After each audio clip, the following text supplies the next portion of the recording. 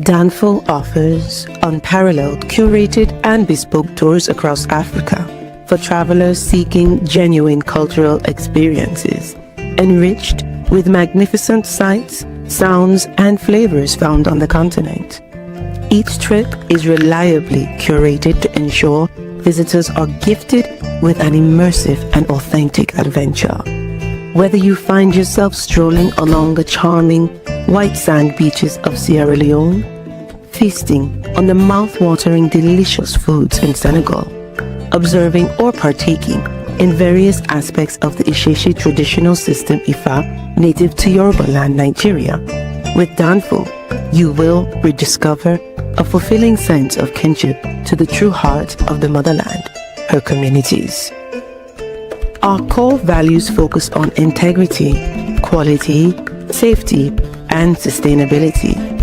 We are uniquely committed to assisting with the advancement of African infrastructure and promoting African businesses, so both travelers and the communities they visit receive beneficial exchanges. At Danful, we understand the importance of connectivity, and we have created a model which provides bespoke experiences based on your passions or hobbies. With us, expect a long-lasting spiritual bond between you and your destinations. Live, love, Danful, Africa. To learn more, visit danful.africa.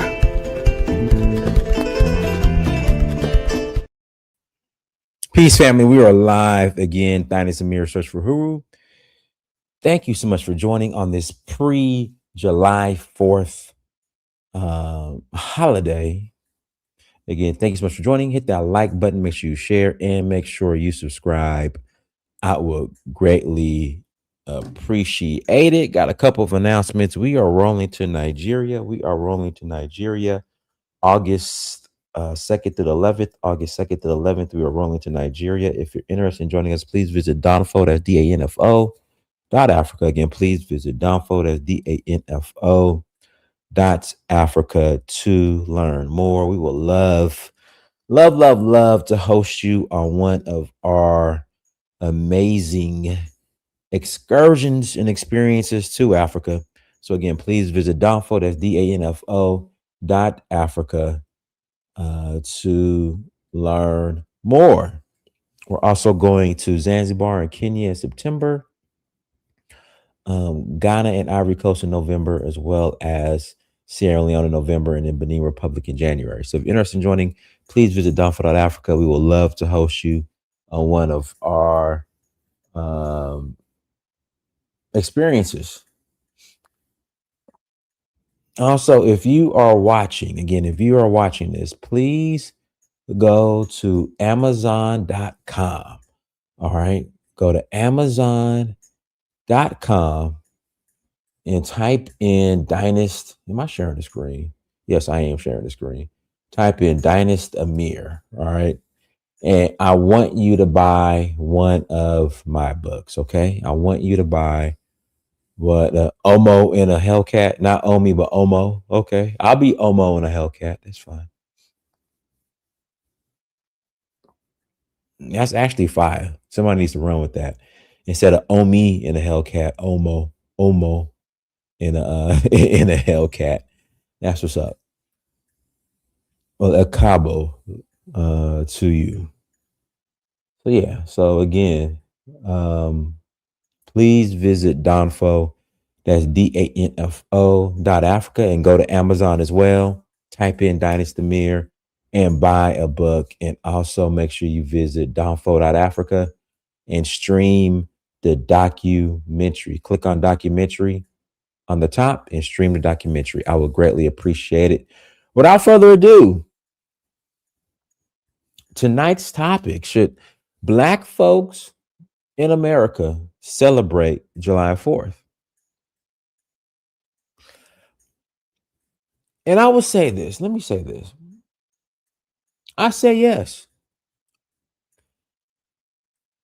I understand the troubled history and past of the United States of America, but we have been involved in every well, of course, war, but we've been involved in every facet when it comes to the establishment of this country called America. All right. Yes, we have a very, yes, this country has a very troubled past. I understand. But if you are a Black American, if you want to celebrate July 4th, you are more than welcome to celebrate July 4th. And I'm not going to shame you. And I used to be that guy that would shame people for Black folks for celebrating July 4th to say, no, no, no, no, no. Don't celebrate July 4th. Our July 4th is Juneteenth. Now I'm of the position that I am Juneteenth and I am July 4th. I am claiming it all. Again, I am July 4th and I am Juneteenth. I am claiming it all. It is all part of the Black American story. It's all part of the Black American experience. So absolutely,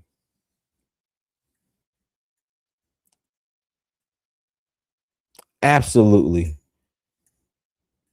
it should be, you have the right to celebrate July 4th. And again, when it came to holidays like Christmas and Thanksgiving, I was that guy. Oh, you're celebrating Christmas. Jesus is no more than Caesar Borgia or whatever his name is, the Michelangelo's brother who got painted. You guys know the argument.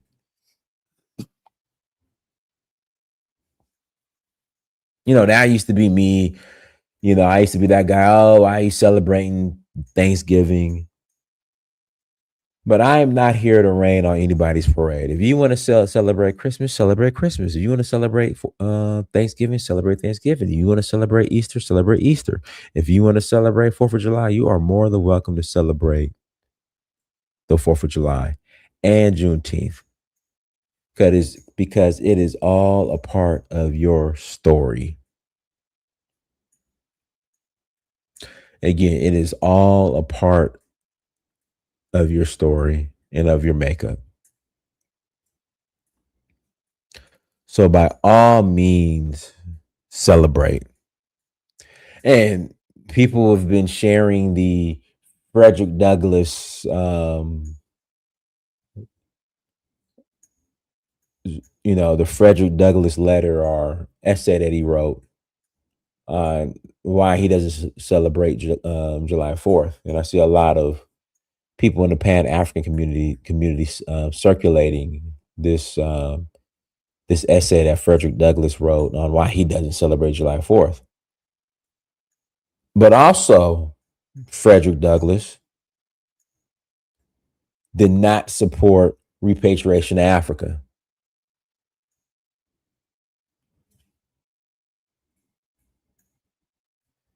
So, when it comes to these arguments and us using our scholars to support our arguments, we have to understand that our scholars are very, they weren't as,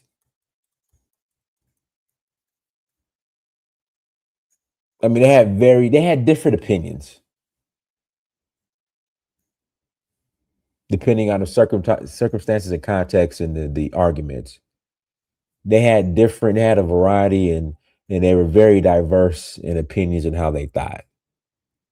So please don't weaponize, if you are a Pan-African, please don't weaponize the Frederick Douglass quote or article or essay that he wrote in regards to July 4th, when he was very clear how he felt about repatriation to Africa.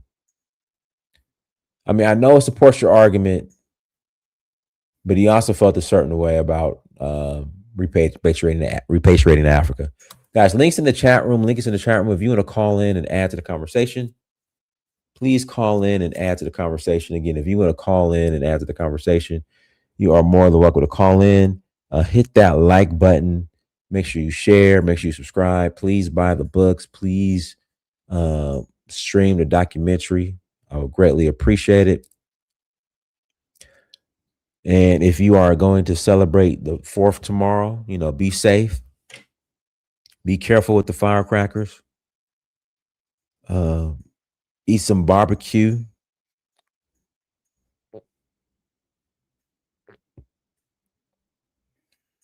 Again, grab you some barbecue and some ribs and all that good stuff. And just enjoy yourself. Be around family. Enjoy the holiday. I'm gonna assume that the holiday is gonna be observed on Monday and not Friday.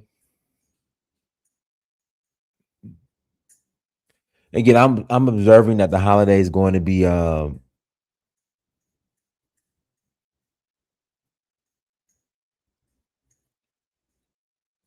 Monday. So all the federal and state employees, they should get off on Monday because they actually took out the trash people. They came and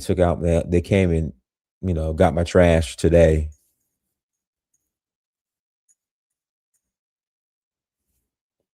So I'm guessing because if the holiday was observed today, they wouldn't have come. So I'm guessing it's going to be observed on Monday. But tomorrow is the 4th. And again, guys, enjoy your 4th. Links in the chat room if you want to call in and add to the conversation. You're more than welcome to call in and add to the conversation. And is it true July 4th? I forgot the years when the slaves were freed in New York. I read that somewhere.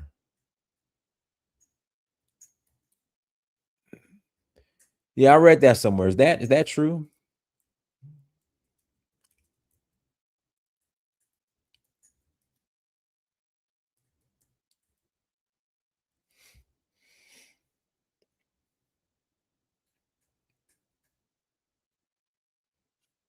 I mean, is that true?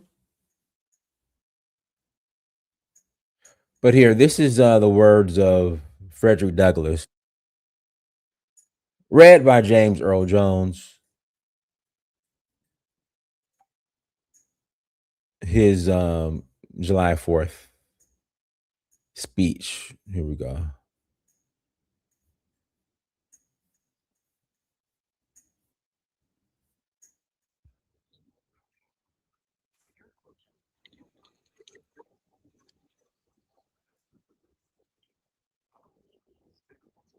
Today, in this special broadcast, we begin with the words of Frederick Douglass.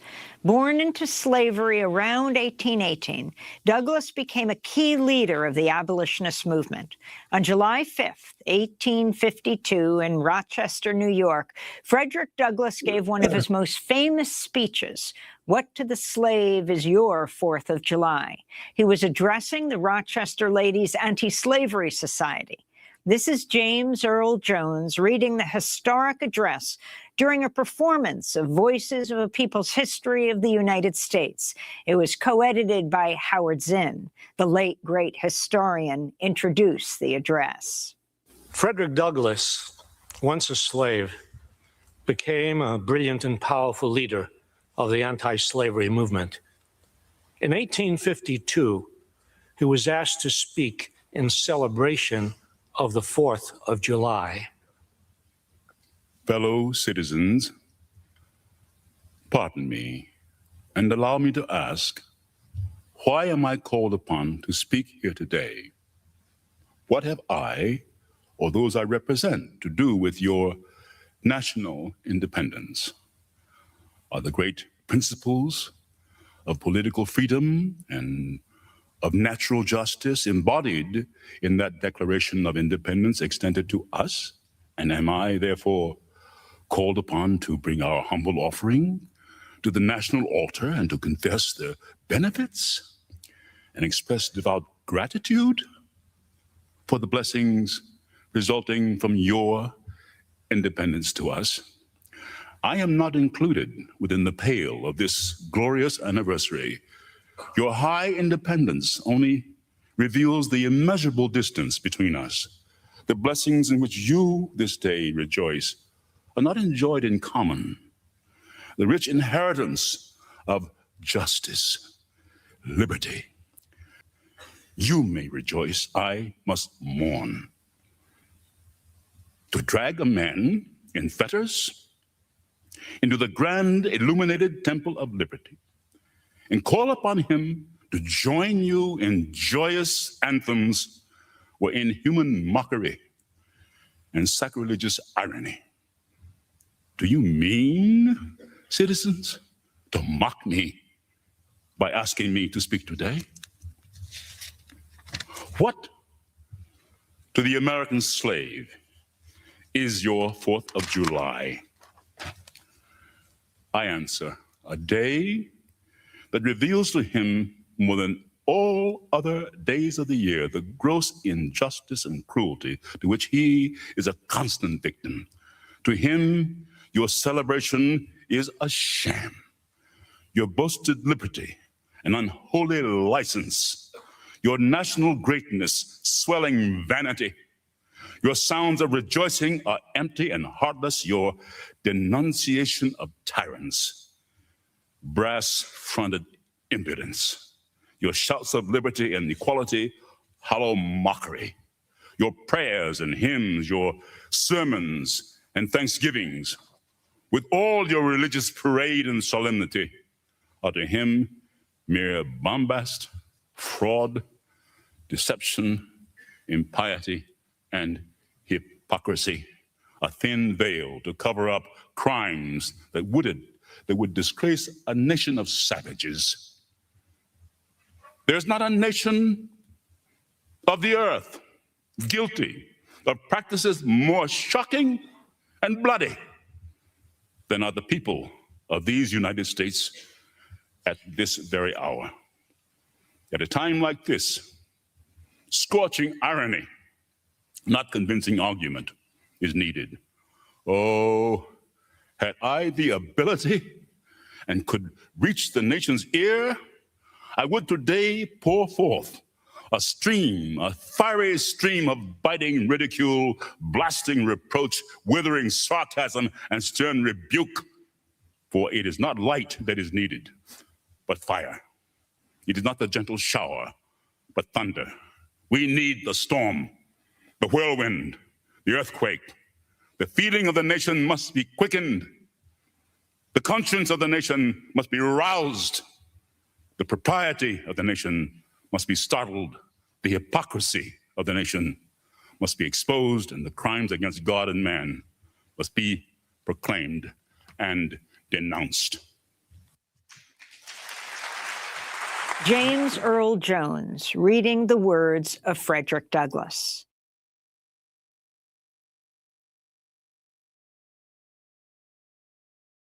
All right, we got 100 people in the chat room. Guys, call in, click on the link. If you want to add to the convo, you're more than welcome to add to the conversation.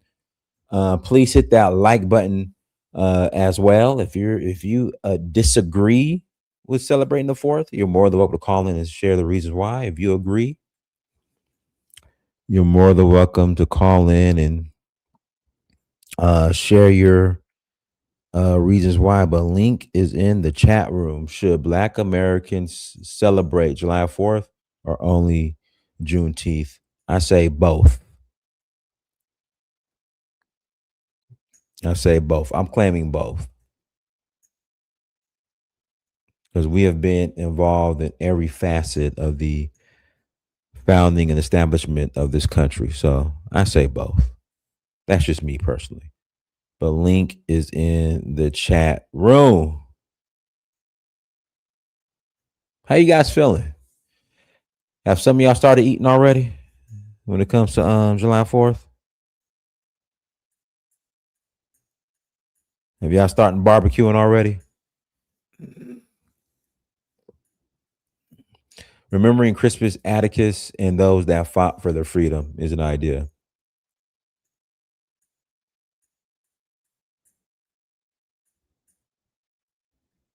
Absolutely, Crispus Attucks. Somebody said FUC, the 4th of July, we weren't free. We know the argument, okay? We are very aware of the argument. That's no, the what you just saw, the video with James Earl Jones, that's an old video. That's an older video. But guys, if people aren't going to call in, we'll just go ahead and end it. If no one wants to call in and add to the conversation, we'll end it. But before we do that, let me pull up this Juneteenth video.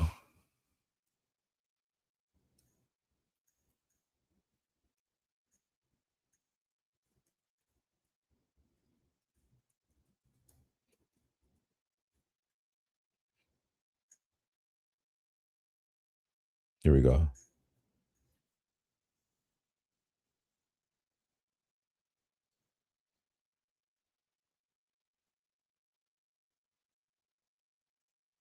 Their success. Some of you may not be aware of this, but America actually has 2 Independence Days. One celebrates America's freedoms from Britain's rule. Another holiday, Juneteenth, commemorates the day when a Union general came into Texas and gave an order that actually ended slavery. Now, you may be going to yourself like, wait, didn't the Emancipation Proclamation take care of that? And my answer to you is this. You actually thought the Confederate States obeyed the law. Okay, sure. On January 1st, 1863, President Abraham Lincoln declared all slaves held in Confederate states to be freed. But that news never reached the Texas slaves, and there's many theories as to why. Maybe someone literally murdered the messenger that was sent to Texas to inform them. Maybe, in typical Confederate fashion, they withheld some information from the slaves. Some historians believe that since the Civil War wasn't over yet, that the lack of Union Army presence in Texas made it hard for Lincoln's proclamation to be enforced. Nonetheless, it was cotton-picking business as usual in Texas despite the proclamation. Some slave owners in neighboring states moved their slaves to Texas because they thought that the Confederate Army would eventually win the war, and when it was over, they could get their property back. So when Union General Gordon Granger rode into Galveston, Texas with Union soldiers behind him, and he saw all of these slaves, he decided to make an announcement on June 19th, 1865. First off, a proclamation was made from the president to free all these slaves 2.5 years ago. Second off, you are no longer slave owners and slaves, you are employers, and those are your hired workers. Some slaves dipped out of there before Granger could even finish his announcement. Other slaves decided to go and leave the state so that they could repair their families that were torn apart from the slave trade. Others decided to flee up north. And they lived happily ever after, right?